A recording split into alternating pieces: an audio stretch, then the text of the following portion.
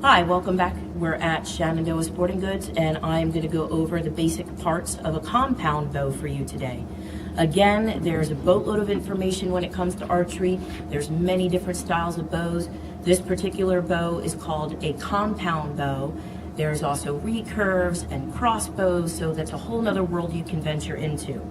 The reason this is called a compound bow because of the different parts on it. So I'm going to go ahead and go over the different parts of the bow for you today.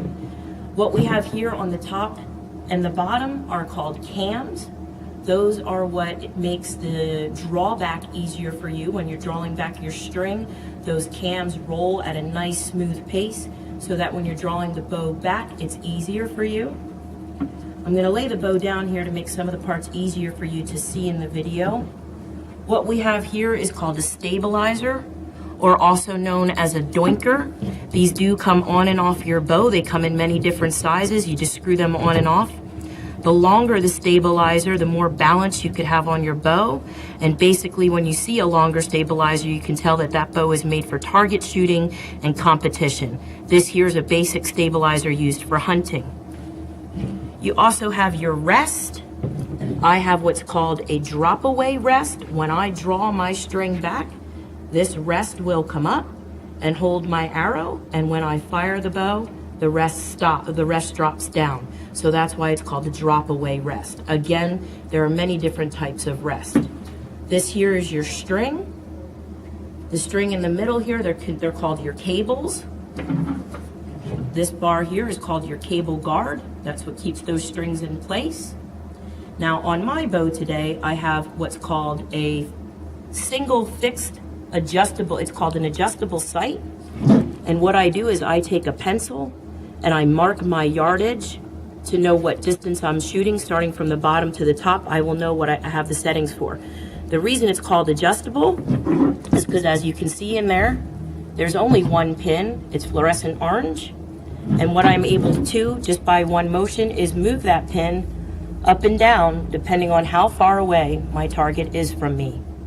Also, I have on my bow, right here, this is called a peep sight. When you draw this back, I will take my eye. I'm a right-handed shooter, so I take my right eye and I look through that peep sight, and it circles right up with my sight, and I make sure those are square on with each other, and then pin that onto my target. And you'll see that when I show the demonstration of how to shoot.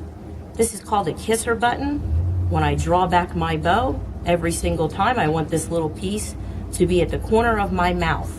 And that's how it got its name, kisser button, because it lands on the corner of your mouth every single time you draw back. This here is called the knock. This again is where you take your arrow and you take the knock of the arrow and clip it into there. That's how you put your arrow onto your bow. Really easy and simple. Also, bad example on my bow, because my bow is about 10, 11 years old. We also have what's known as silencers. Again, they come in many different shapes, sizes. They could be made of yarn, they could be made of rubber. There's one at the bottom and there's one at the top of the string.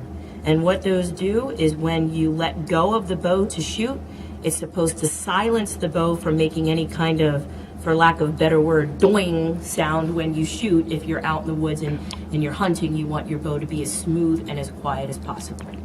And those are your parts of a bow. Thank you very much, and we'll be back later to show you how to